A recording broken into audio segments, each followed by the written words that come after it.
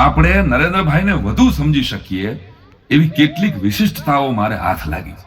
જો તમને ગમે તો તેને વધાવજો. જે ભારતમાંને નમે છે એ તમામને મોદી ગમે છે, અને જેની માનસિકતામાં વિદેશી ચીપ છે એને જ મોદીથી તકલીફ છે. મોદી એટલે જે આપણને જીવતા શીખવાડે અને જીતતા પણ શીખવાડે. સાધકની પ્રધાન સેવક બનવાની યાત્રા, વડનગરની વિશ્વ ફલક સુધીની યાત્રા. મોદી એટલે પડકારના પથ્થરોને ભાંગીને ભૂકો કરી એમાંથી નીકળતું પ્રગતિનું ઝરણું. નીતિ, નિયત અને નિસ્પૃહીપણાનો ત્રિવેણી સંગમ. પેશન, ફેશન અને નેશનના બ્રાન્ડ એમ્બેસેડર.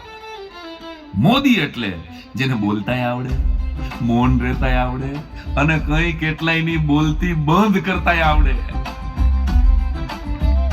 દેશ બંધુઓની કરસલી પણ વાંચે, કઠણાઈ પણ વાંચે અને તેના કૌવતને ખુલ્લું આકાશ પણ આપે.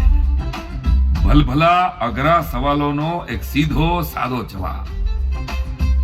મોદી એટલે પ્રજા માટે ગુલાબ અને શત્રુઓ માટે તેજાબ. પબ્લિકનું heart to heart powerful connection.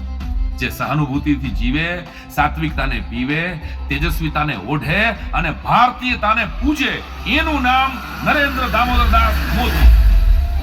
તો દોસ્તો, આજે નરેન્દ્રભાઈના જીવનના કેટલાક પ્રસંગો, કેટલાક કાર્યો, કેટલાક સદગુણોની એક જીવન યાત્રા તમારી સમક્ષ રજૂ કરવી છે.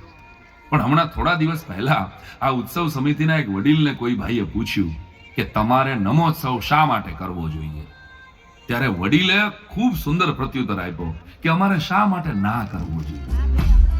એ ભાઈ તો સીધા હાલતા જ થઈ ગયા. ખબર નહીં ક્યાંક પાછળ બેઠા હશે, રામ જાણે. પણ એ ગયા પછી પેલા વડીલે મને જવાબ આપ્યો કે નમોત્સવ શા માટે. શ્રીમદ ભગવદ્ ગીતાના 10મા અધ્યાયનો 27મો શ્લોક છે કે ઉચ્ચ શ્રવ સમશ્વાનામ વિદ્ધિમ મામૃતોદ્ભવમ ઐરાવતમ ગજેન્દ્રાણામ નરાણામ ચ નરાધિપમ. અર્થાત અશ્વમાં હું ઉચ્ચ શ્રવા છું, ગજેન્દ્રોમાં ઐરાવત અને મનુષ્યોમાં રાજા તું મને જા. એટલે કે દરેક મહાનાયકમાં ઈશ્વરનો અંશ છે. એ પછી નાના ગામડાનો કર્મનિષ્ઠ સરપંચ હોય કે દેશનો વડો, દરેક નિષ્કામ કર્મયોગી નેતાની પ્રશસ્તિ થવી જ જોઈએ. વડીલની આટલી વાત સાંભળીને મેં પણ કાન પકડ્યા. તો મારા બાપલિયા, 2014માં એટલે કે આઝાદીના 67 વર્ષ પછી દેશને 18 કલાક કામ કરનાર વડાપ્રધાન મળ્યા છે. આપણને ગૌરવ છે કે આપણા વડાપ્રધાન વર્કોહોલિક છે. નરેન્દ્રભાઈના વ્યક્તિત્વને સમજવા માટે તેમની લખેલી એક જ કવિતા કાફી છે કે પ્રારબ્ધને અહીંયા ગાંઠે કોણ, હું પડકાર ઝીલનારો માણસ છું, હું તેજ ઉછીનું લવ નહીં, હું જાતે બળતું ફાનસ છું. પ્રારબ્ધને અહીંયા ગાંઠે કોણ, હું પડકાર ઝીલનારો માણસ છું, હું તેજ ઉછીનું લવ નહીં, હું જાતે વળતું ફાનસ છું. જળાહળાનો મોહતાજ નથી, મને મારું અજવાળું પૂરતું છે. અંધારાના વમળને કાપે કમળ તેજ તો સ્ફૂરતું છે. ધુમ્મસમાં મને રસ નથી, હું ખુલ્લો ને નિખાલસ છું. પ્રારબ્ધને અહીંયા ગાંઠે કોણ, હું પડકાર ઝીલનારો માણસ છું. કુંડળીને વળગવું ગમે નહીં ને ગ્રહો કને શિર નમે નહીં. કાયરોની શતરંજ પર જીવ સોગઠા બાજી રમે નહીં. હું પોતે જ મારો વંશજ છું, હું પોતે મારો વારસ છું. પ્રારબ્ધને અહીંયા ગાંઠે કોણ, હું પડકાર ઝીલનારો માણસ છું. તો પડકારોએ જે વ્યક્તિની પળે પળ પરીક્ષા લીધી અને દરેક વખતે તેમાંથી એક ખરા ઉતર્યા, એવું તો શું હતું વડનગરની માટીમાં. ગુજરાતના મહેસાણા જિલ્લાનું નાનું એવું નગર એટલે વડનગર. સદીઓથી બિરાજતા હાટકેશ્વર મહાદેવ અને શર્મિષ્ઠા તળાવ વડનગરની આગવી ઓળખ. અને મારી રીતે કહું કે દિલ્હીમાં જ્યારે આગ લાગે ત્યારે ત્યારે વડનગર ઠારે. અડતાને સમજણ, અડતાને નથી સમજણ. હાલો હાલો તમને લઈ જાઓ 16મી સદીમાં.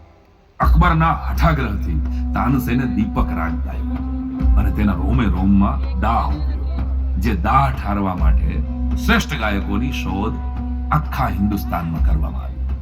નરસિંહ મહેતાની દીકરી કુંવરબાઈને વડનગર પરણાવ્યા હતા. નરસૈયાની 2 દોહિત્રી તાના અને રીરીએ પોતાના સ્વરોથી તાનસેનના દીપક રાગનો દાહ બુઝાવ્યો. આવી લોકવાયકા છે. અને 2014માં દિલ્હી અને દેશનો દાહ ઠારવા ફરી એકવાર વડનગરનો વીર દેશની વારે આવ્યો. હવે સમજાણું? શરીરની હોય કે સત્તાની, દિલ્હીની દાહને વડનગર જ શાતા આપે છે. કેવા હતા એ તાના રીરીના સૂર, જેણે મેઘ મલ્હાર રાગ ગાઈને વાદળો વરસાવ્યા.